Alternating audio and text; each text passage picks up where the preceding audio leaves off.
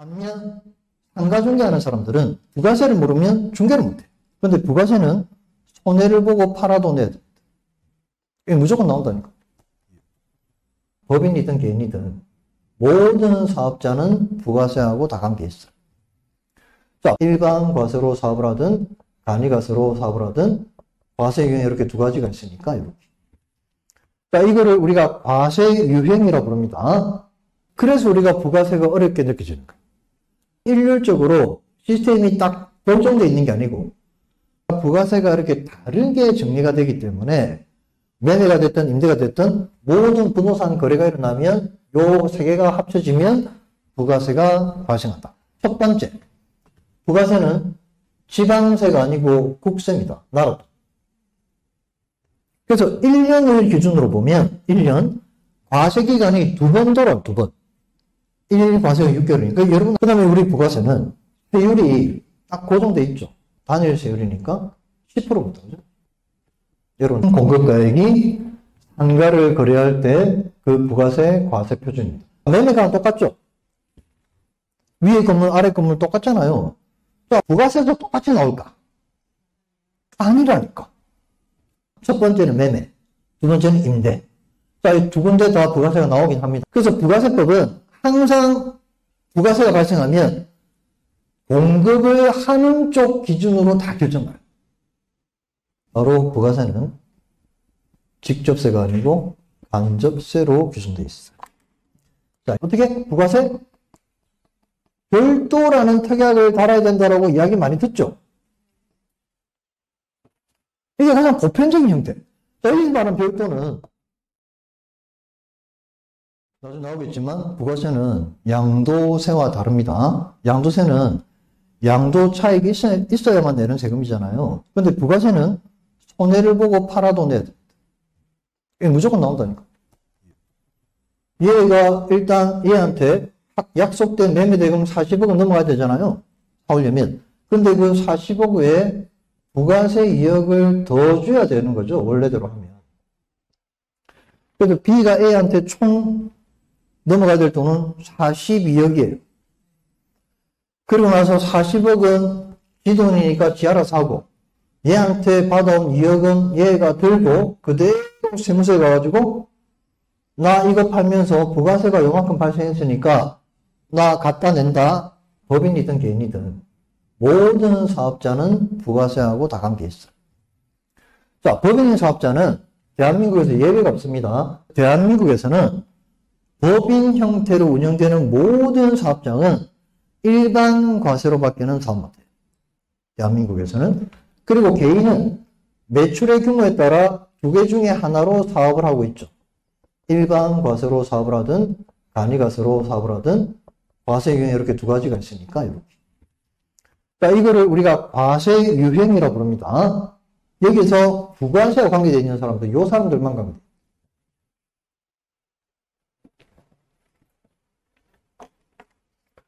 결국 간이과세도 부가세와 관계 있어요. 간이과세도 다 부가세법이 정한 대로 돌아갑니다. 그래서 제가 가끔 이렇게 수업 중간에 질문 드리는데 똑같은 질문을 두세 번 드려도 계속 틀린 답을 말하시는 분이 있어. 그래서 제가 미리 말씀드리고 갈 건데 이번에는 얘가 화살표를 보시면 얘가 파는 놈이고 얘가 사는 놈이에요. 우리 부가세법 편대로 하면 얘가 공급을 하는 놈이고 얘가 공급을 받는 놈이에요. 놈이라고 해서 혼자 넣으시면 공급을 하는 자, 받는 자 이렇게 년이라고 안 한 게 어딥니까? 그죠? 자, 이렇게 우리가 부동산 거래를 하게 되면 매매가 이 방향으로 이루어지는 거죠. 그러면 얘가 간이과세 하는 놈 사업을 하는데 간이과세로 사업을 하는 거야. 그럴 수 있잖아요. 매출 규모에 따라. 그럼 이 매매 과정에서 부가세가 발생할까 안 할까요? 간이과세가 팔면 부가세가 발생하겠다 안 하겠다? 한다니까? 이걸 안 한다고 우기는 분들이 있어. 합니다. 자, 세금이 발생했으니까 발생했잖아요. 그럼 누군가는 그 세금을 세무서에 갖다 내야 되겠죠.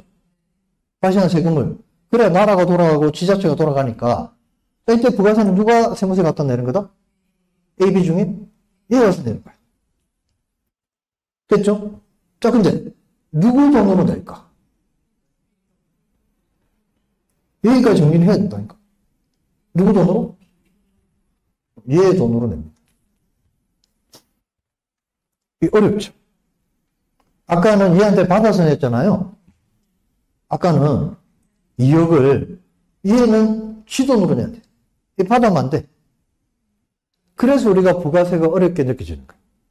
그러니까 천편일률적으로 시스템이 딱 결정되어 있는 게 아니고 매매 조건, 거래 조건에 따라 부가세가 이렇게 다르게 정리가 되기 때문에 언제 이렇게 가고 언제 이렇게 가고 이게 정리가 돼야 부가세가 적립이 돼요. 이거는 부가세는 발생하는데 얘한테 받아오면 안 돼. 근데 세금을 발생했으니까 내긴 내야 되고 얘가 내도록 정해놓고 있으니까 누구 돈으로 내야 돼? 결국 자기 돈으로 내야 되는 간이가세가 이렇게. 자, 그 차근차근 제가 다 설명드릴 거예요. 이거 지금 복잡하게 생각하실 필요 없어요. 자, 이렇게 사업에 사용된다는 의미가 요 사람들이 부가세와 관계 있다. 특히나 간이가세도 똑같이 부가세가 발생하고 납부하고 하는 과정을 밟아야 된다. 간이가세로 해서 부가세 안 내는 게 아니다.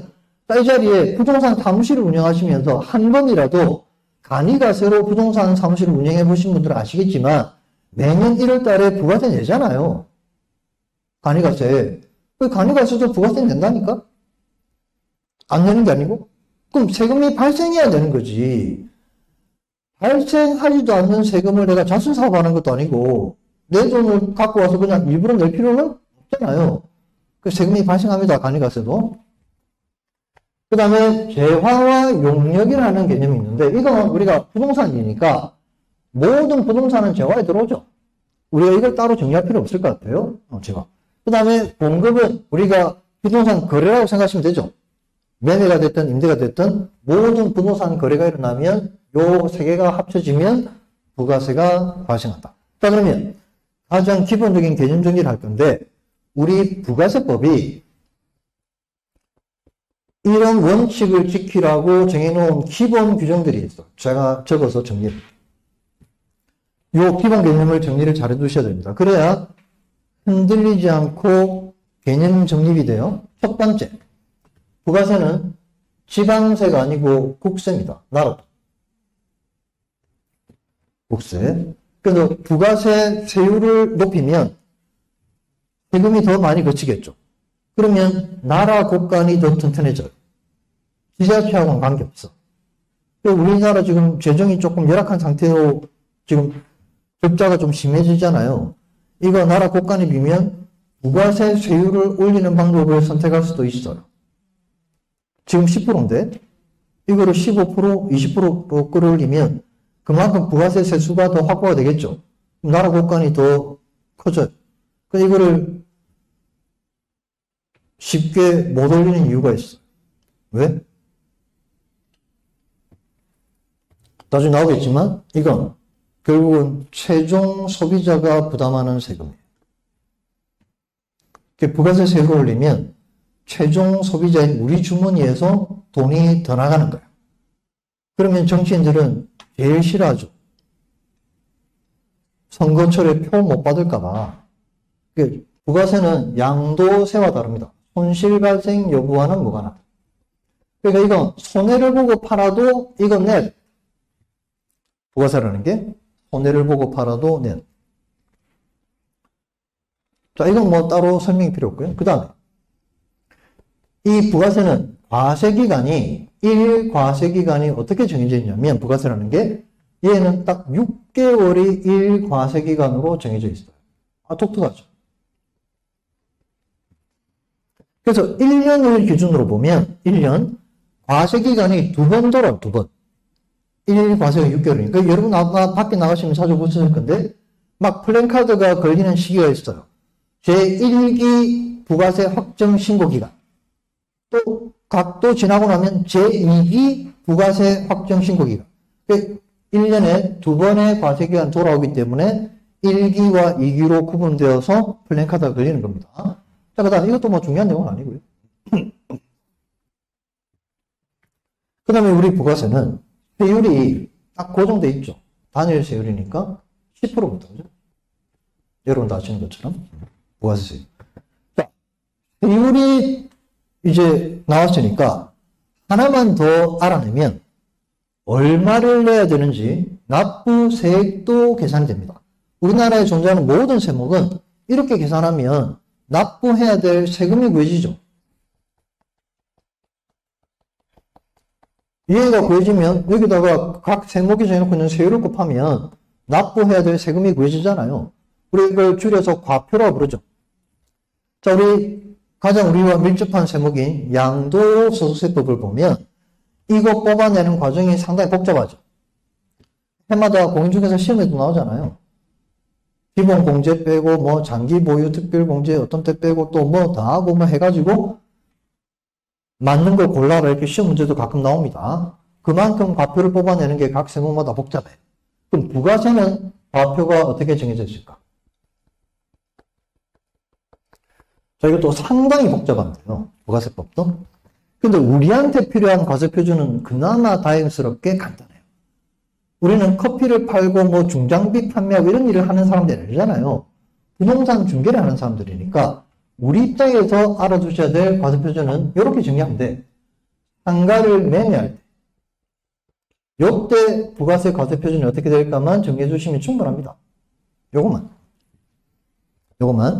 자, 상가 매매할 때 부가세 과세 표준이 뭐냐면, 자, 이거 중요합니다. 바로 얘입니다.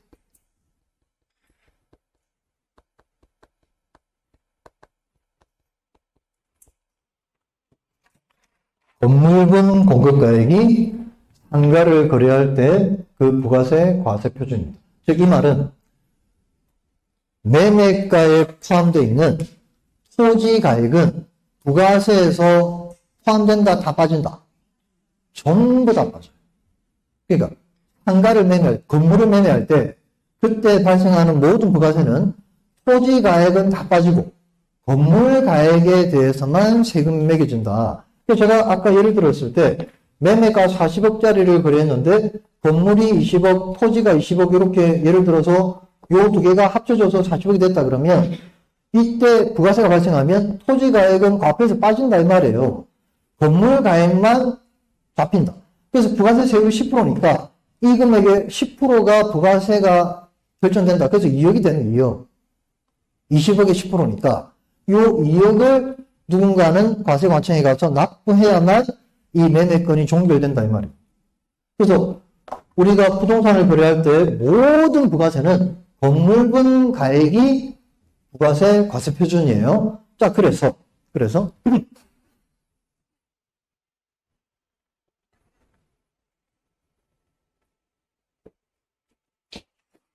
자, A라는 사람이 건물을 하나 갖고 있고요. B라는 사람이 건물을 하나 갖고 있는데, 자, 이걸 각각 다른 사람한테 팔 거예요.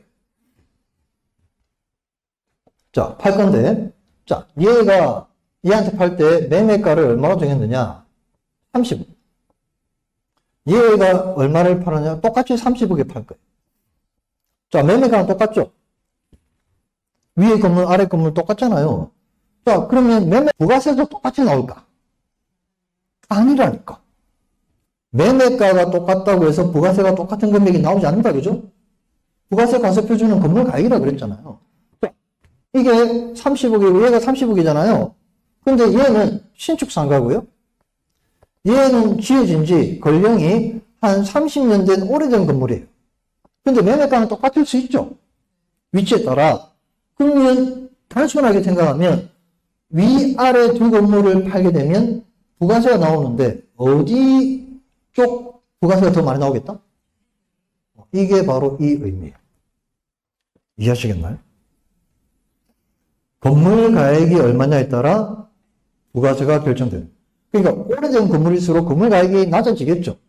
매매가 똑같더라도. 그래서 얘가 부가세가 더 낮게 나와요. 자, 그러면 이런 건물을 사고 팔면 부가세가 나올까? A가 건물을 가지고 임대사업을 하다가 B한테 팔았어요. 자, 사업에 사용되는 재화의 공급이 낮다 그러면 이 과정에서 부가세가 발생하겠죠. 자, 그런데 이 건물이 어떤 건물이냐면, 얘가 이 건물을 소유한 지가, 소유 기간이 한 23년 정도 소유하다가 정말 오랜만에 판 거야. 오래 갖고 있었죠. 23년, 10년 이상 갖고 있었잖아요. 이렇게 오랫동안 갖고 있다 팔면 부가세가 나올까 안 나올까? 이거.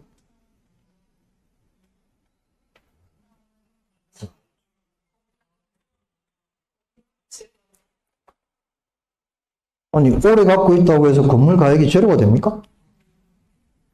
우리 부가세는 과세 표준이 건물분 공급 가액이라 그랬죠.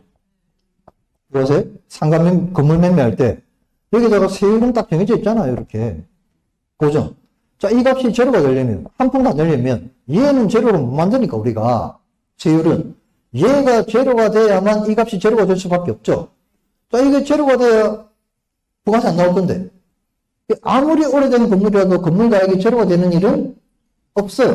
그러니까 이거 부가세가 발생 안 할 리가 없죠. 근데 가끔가다 이 부분에 대해서 오해하시는 분이 있어서 제가 이런 말씀을 드리는 건데, 가끔가다가 10년 이상 갖고 있다가 팔면 부가세 안 나온다라고 오해하는 분이 있어요. 그렇지 않다니까. 10년이 뭐야? 100년을 갖고 있어도 나온다니까. 그래서 아무리 오래 갖고 있어도 부가세는 나옵니다. 다만 그 보유기간이 오래됨에 따라 건물 가액이 점점 낮아지기 때문에 부가세가 작게 나올 수는 있지만 아예 안 나오는 경우는 없다. 됐죠? 정리하셔야 됩니다. 그럼 이제 우리가 궁금한 게, 그럼 이걸 어떻게 뽑아낼 거냐? 이게 중요하죠. 매매가는 정해지니까 그 매매가 안에 건물 가액과 토지 가액이 분명히 다 들어앉아 있는데, 그 중에 건물 가액이 얼마인지를 알아내야 우리가 거래 과정에서 정확한 부가세 금액을 뽑아낼 수 있죠. 자, 이건 제가 나중에 따로 주제를 꺼내가지고 말씀드릴게요. 워낙 중요한 개념이라. 자, 여기까지만 일단 이해하고 넘어갈게요. 자, 그 다음에 우리가 상가 중개를 하다 보면 크게 두 가지 중개 행위로 구분이 되는데요. 첫 번째는 매매, 두 번째는 임대. 자, 이 두 군데 다 부가세가 나오긴 합니다. 자, 첫 번째 우리가 상가를 매매할 때, 이때 부가세는 항상 누구 기준으로 다 결정되느냐면 항상 매도인 기준으로 다 결정이 됩니다.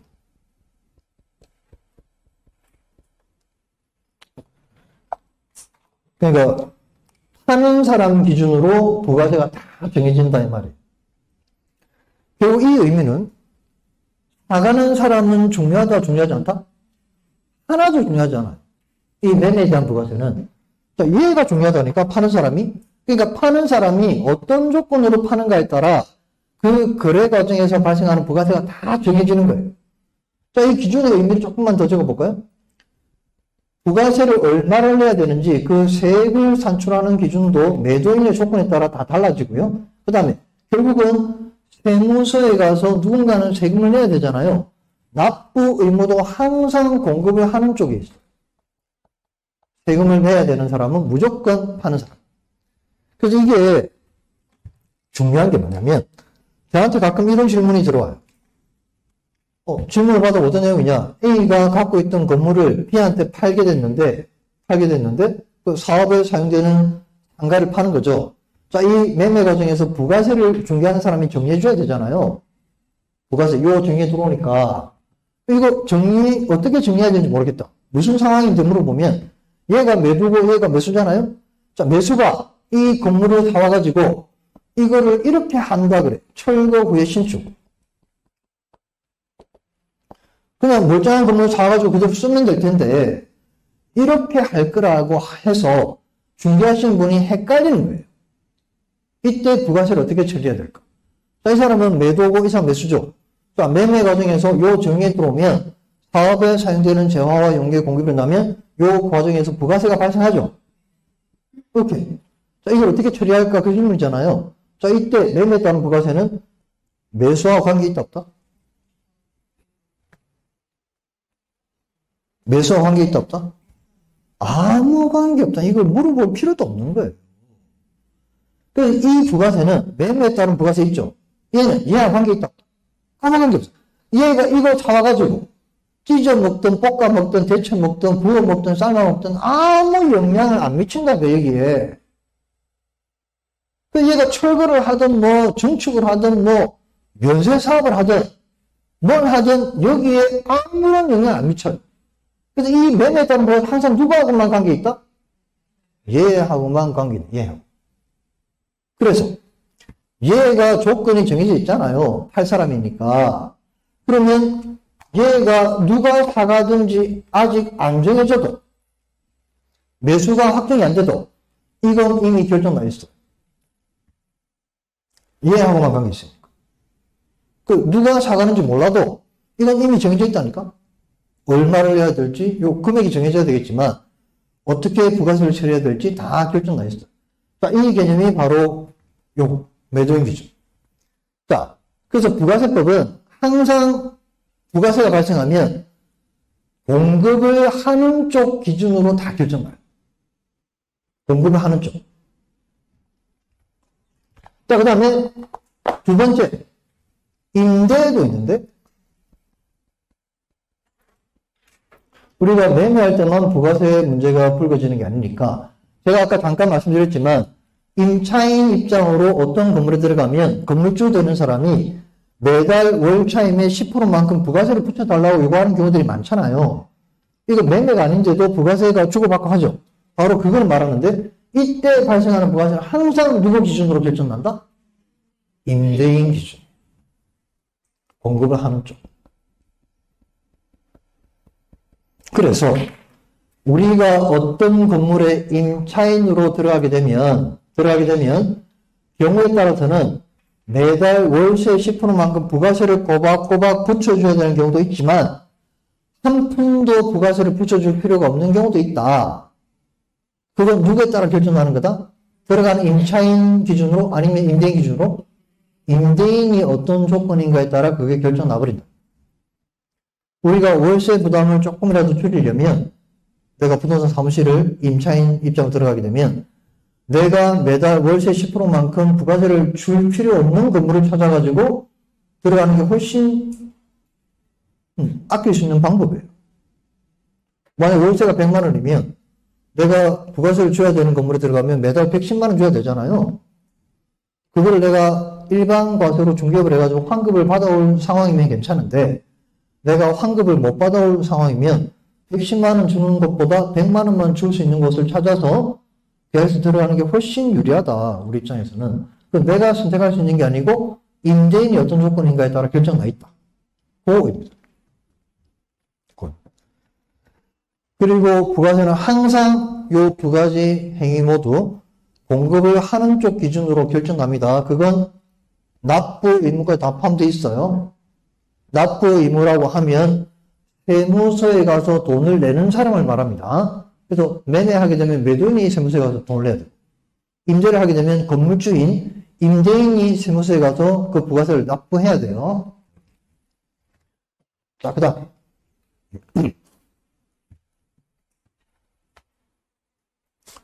자, 우리가 부가세를 이해하기 위해서 가장 중요한 개념이 하나 나왔는데요. 바로 부가세는 직접세가 아니고 간접세로 규정되어 있어요. 자, 이해를 하셔야 부가세가 정리가 됩니다. 거꾸로 이야기하면 이해를 이해하지 못하면 부가세 정리 안 됩니다. 자, 여기에 포함되어 있는 의미를 하나만 더 적어보면 결국 이 말이 이걸 의미하는데요.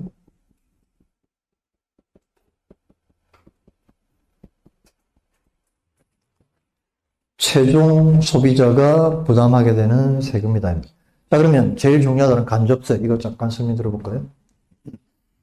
우리나라에 세법을 구분하는 여러 가지 방식이 있는데 그 중에 하나죠. 직접세와 간접세로 구분하는 방식이 있는데요.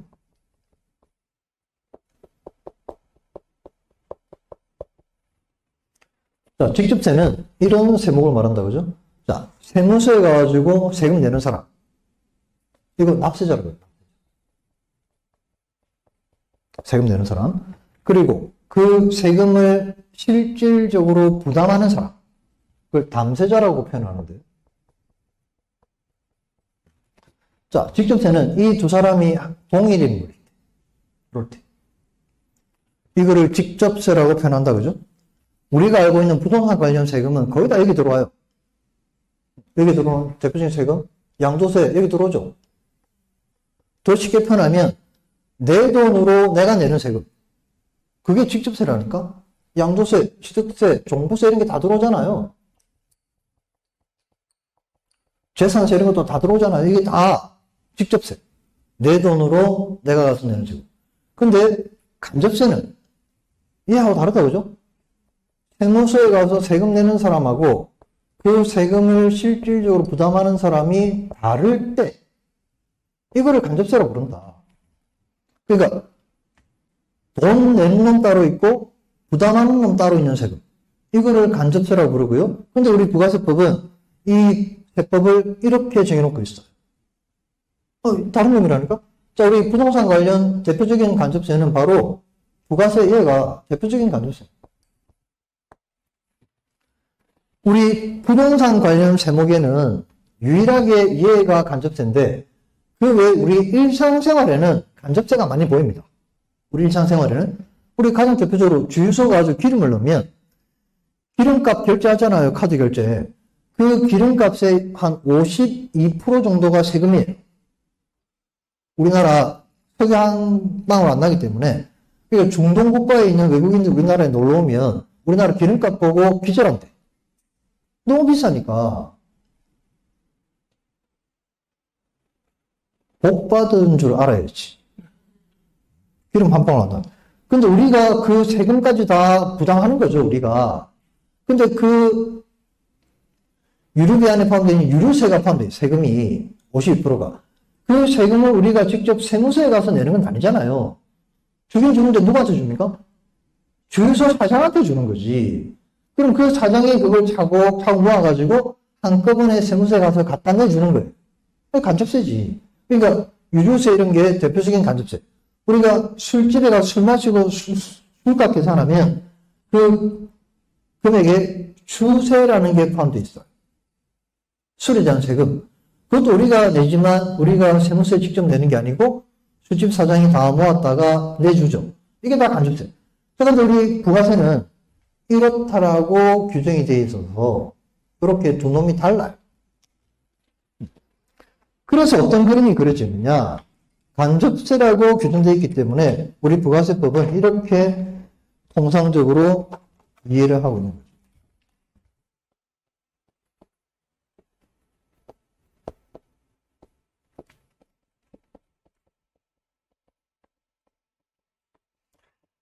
사업에 사용되는 재화가 A에서 B로 거래가 이루어지면 이 과정에서 사업에 사용되는 재화와 용역의 공급이 일어나니까 부가세가 발생하죠. 세금이 발생했으니까 누군가는 세무서에 가서 이 세금을 내야 되죠. 자, 부가세에 대한 납부 의무는 매도 매수주 누구한테 있다? 얘가 무조건 가서 내야 돼. 납부. 자, 이건 정해져 있죠. 공급을 하는 쪽이 내라. 이건 정해져 있다니까. 그런데 그 다음 문제가 얘가 내는데 지 돈으로 내야 될까? 남의 돈으로 내야 될까? 이걸 정해야 된다 이 말이에요. 부가세라는 게. 근데 원칙적으로 부가세는 간접세라 했죠. 그럼 지 돈으로 내는 거다? 아니다. 아니라. 지 돈으로 안 내면 누구 돈으로 내라? 그럼 얘밖에 안 보이잖아요. 제 3자한테 달라 해서 낼 수는 없는 거고. 당연히 간접세로 얘한테 매매 대금에 별도로 뭘 받아와서 부가세를 따로 받아와가지고 그거를 들고 네가 세무서에 가서 내라. 이게 부가세의 원칙이에요. 이걸 그림으로 그린 거예요. 간접세. 간접세를 우리 주유소 가서 기름 넣을 때와 똑같잖아요. 주유소 사장한테 주는 거지. 이거를 세금을. 그럼 사장이 모아가지고 지가 가서 내주는 거죠. 이게 간접세. 됐죠.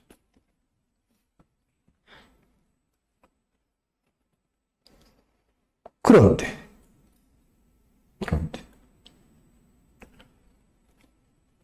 항상 이렇게 돌아가는 게 아니다 이 말. 이게 변칙이 있다니까. 이런 FM대로만 진행되면 부가세 어려울 거 하나도 없어요. 이것만 기억하면 되지 뭐. 근데 늘 이렇게 돌아가는 게 아니고 상황에 따라 이게 돌아가는 방향이 방법이 완전히 달라지는 경우들이 많아요. 그럴 경우가 어떤 경우인지를 정리를 해야 부가세가 깔끔하게 정리가 돼요. 자, 가장 대표적인 경우에 이게 FM 이렇게 돌아가는 게. 그래서 우리가 통상적으로 상가 매매를 하게 되면 대부분의 경우는 부가세가 이렇게 흘러가기 때문에 우리가 매매 계약서에 부가세 관련 특약을 달아야 되면 이런 특약을 달아야 된다라고 대부분 다 상식적으로 알고 계시는 거잖아요. 이렇게 돌아가기 때문에 어떻게 부가세 별도라는 특약을 달아야 된다라고 이야기 많이 듣죠. 이게 가장 보편적인 형태. 자, 여기서 말하는 별도는 이해를 별도로 하겠다는 의미잖아요. 뭐하고 별도로 하겠다는 의미가 들어가 있는 겁니까? 당사자 간에 주고받기로 합의된 매매 대금 있잖아요. 매매니까. 매매 대금과 별도로 하겠다는 의미입니다. 얘가. 그러면 이걸 달아야 얘가 합의된 매매 대금을 주고 그 외에 얘를 따로 또 주지. 이걸 달아야. 이해하시겠죠? 자, 그러면 요 다스점절에 어떤 의미까지 포함되어 있느냐? 매매 대금과 별도로 하는 부가세를 누가 누구에게 준다라는 약속이 포함되어 있는 겁니까? B가 A에게 별도로 주겠다는 의미가 다 포함되어 있는 거예요. 매수가 매도에게 매매 대금 외에 부가세를 별도로 주기로 한다 이 약속. 그걸 달아야 얘가 매매 대금 외에 이것도 달라고 요구할 수 있죠. 그걸 받아와가지고 요거를 들고 집에 가서 납부하고 떠나게 돼요. 근데 이 흐름이 100% 지켜지는 게 아니다. 제가 아까 잠깐 언급했지만 사업에 사용되는 재화를 공급했는데 부가세는 발생하죠. 요 정의가 지켜졌으니까. 누군가는 세금세 가서 내야 돼.